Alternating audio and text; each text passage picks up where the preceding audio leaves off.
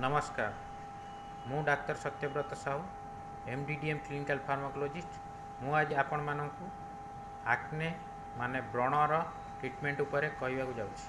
आपण मान जानिथिबे जे आक्ने साधारणतः बैक्टेरिया द्वारा होता है, जमिति कि प्रोपियोनी बैक्टेरियम आक्ने द्वारा होता है एवं अन्य कारण मध्य यार थाए।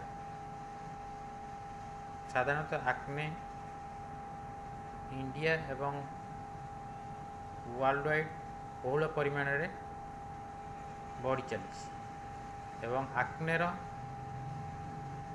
मैनेजमेंट पाई आम साधारणतः टॉपिकल प्रिपरेशन जमिति कि clindamycin benzoyl peroxide combination adapalene cream tazarotene cream एवं एंटीबायोटिक टैबलेट जमिति कि डॉक्सीसाइक्लिन मिनोसाइक्लिन एवं टेट्रासाइक्लिन इत्यादि एवं अन्य टैबलेट भितर ट्रेटिनोइन आइसोट्रेटिनोइन इत्यादि यूज करिथा।